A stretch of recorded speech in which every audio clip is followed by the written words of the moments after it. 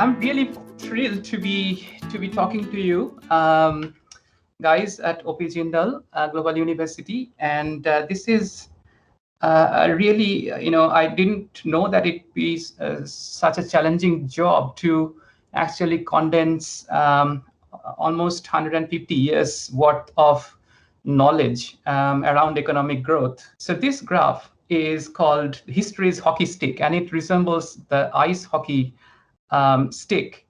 And this picture introduces you to the fact that economic growth and the prosperity that we know now is a very, very recent phenomena. So if you go back about 200 years ago, there will be not much difference in living conditions, regardless of whether you are in Europe or in Myanmar. So the growth rate for about first 1800 years was 0.1% per year, 0.1, right? And then we had this industrial revolution. And during the industrial revolution, up until 1925, 1930, the average growth rate was 1% only.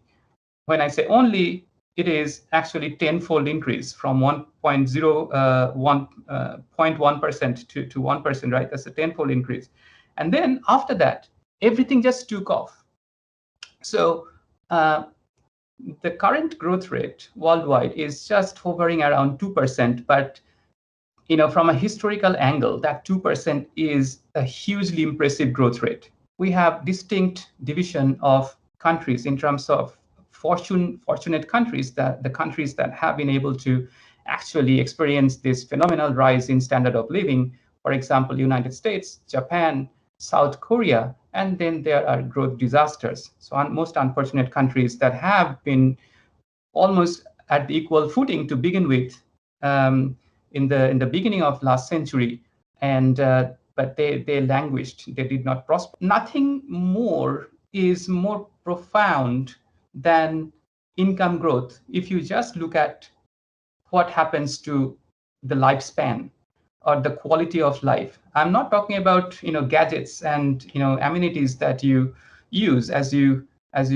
grow richer, but I'm just talking about length of life. So from that perspective, it makes a huge difference. So we should care about economic growth. Harrod-Domar model. So what it emphasized is, for growth, for prosperity, we need to save, and save hard. All right. So we need to save as much as we can, because saving feeds to investment. Every dollar an investor wants to invest in, say, buying a new machine, has to come from the savers. So saving is the basis or the kind of supplier, so to say, for investors. So consumers are savers, right? So they spend some and save some, and the amount of saving translates into investment, and investment is the key to capital formation. So if you have more capital, then you are able to produce more output, more income. And so basically that's a virtuous cycle. So Harrod-Domar emphasized on saving rate. Harrod-Domar also emphasized on what is called capital output ratio, or incremental capital output ratio. And the idea is you want to lower the incremental capital output ratio to make your capital more productive. All regions of the world at some point in time started as a traditional society with no technology and no growth. And then the social system created some preconditions for growth and preconditions for takeoff. So Rostow calls them takeoff. So once the economy has, for example, enough resources, then it can actually save, and probably in Harrod-Domar's language, they can actually accumulate capital. And once they have enough capital, the economy can actually take off. And once it has taken off, then it can actually be on autopilot and cruise through these other two stages, so drive to maturity and mass consumption. Lewis two-sector model, and basically it's a structural model. So he has to be credited because so far growth has been explained in terms of the ability to save and ability to generate more capital. Now, Lewis is the first one that actually looked at the structure of the economy. So the structure of the economy is described as very simplistic, two-way division of the society in terms of agriculture, and which is the traditional sector, and the industrial, which is the modern sector.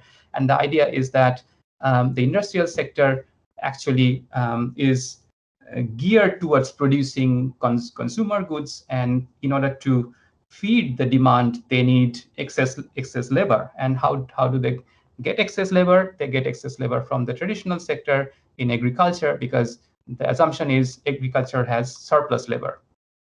So why would anybody come to the industrial sector from agricultural sector? Well, the idea is agricultural productivity was actually very low. So near zero marginal product of labor in agriculture. And of course, in the modern sector, they were offering higher wages because of higher marginal product of labor there. So higher wages attracted surplus labor out of agricultural sector into the modern sector. And we have this continuous process of labor flow, and that actually generated prosperity. So it's the structural explanation of economic growth. And then there are some other marginal theories. For example, a Marxian kind of theory is that growth in richer countries were at the cost of poor countries. Solo Swan model. Solo was at MIT in 1956, and Swan was in Canberra, Australia.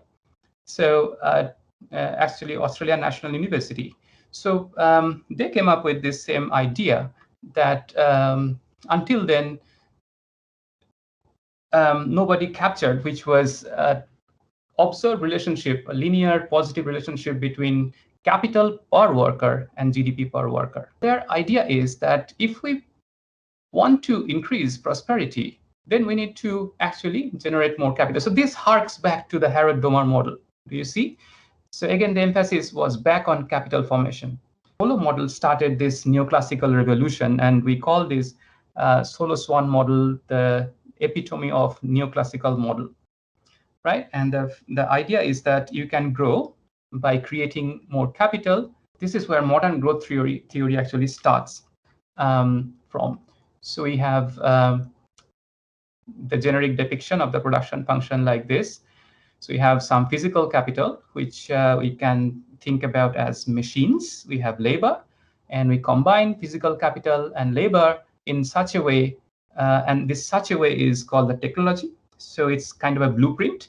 And the technology is, for example, you combine 4 units of labor with 5 units of capital, or you can say, no, I have a different technology. I can combine 7 units of labor with 3 units of capital. So different ways of combining labor and capital, and those different ways are called technology. And so if you can actually have certain technology, then you can easily produce outputs. So output is basically the income. So the aggregate production function is given by this equation. Y is equal to A times a function of capital, and H is actually human capital, which is basically your raw labor and some index of raw labor and education of each individual labor. Robert Lucas, a Nobel laureate, he won the Nobel Prize in 1989, and his student Uzawa, they came up with this solution that, hey, there is actually no problem, because we can increase the quality of labor by training and education. So some part of income goes to saving, and the households decide that. So household choice became focus in this model, and then some part of income which is not saved in banking terms, it is saved in terms of human capital terms, in terms of educational expenditure on children. By modern growth theory here, I mean endogenous growth theory that happened in the late 80s and early 90s. And mostly it came from one person called Romer, all right, Paul Romer. Now, the main idea that drove this modern growth theory is that technological change that was considered as manna from heaven before alien dropped technology. So that technology is no longer alien dropped. It is endogenous. That means it is a matter of choice. So there are certain market forces that will make people to innovate. And so there are incentives to innovate, and innovate not in terms of just producing more goods or more machines, but more ideas. If you have knowledge creation, which is non-rival, then it is freely available to others. And of course, it's costly to innovate. And then there is the possibility that we can't actually sustain competitive equilibrium, because you know what? If I have more machines, then I can employ those ideas more, more forcefully or more usefully, and then I can actually outcompete everybody else from the market, and I can be a natural monopoly just because I started with a larger number of machines. So, if of course machines are complementary to ideas, right? So if we have more machines, then we can actually outcompete everybody else and be a natural monopoly. So the 1986 JPE paper did not fly that much because of this.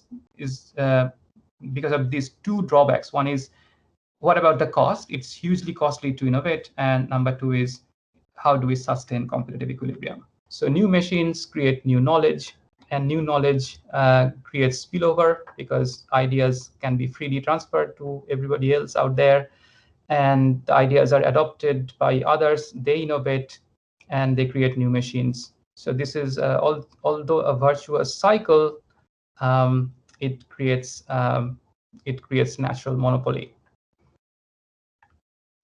So back to the drawing board for Paul Romer, and he came up with this answer in 1990, 4 years later, in the second JPE paper, where he shows that, well, we do not actually have competitive equilibrium in the technology sector. We have what is called imperfect competition, monopolistic competition.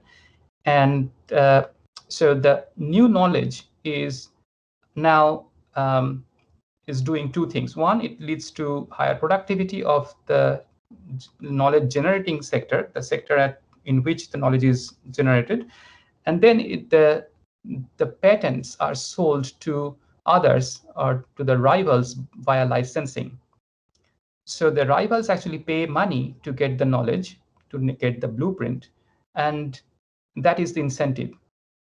And of course, only a few rivals can do that. So we do not have a perfect competition, but we have what is called monopolistic competition, with few people innovating, and the rest of this causation is the same.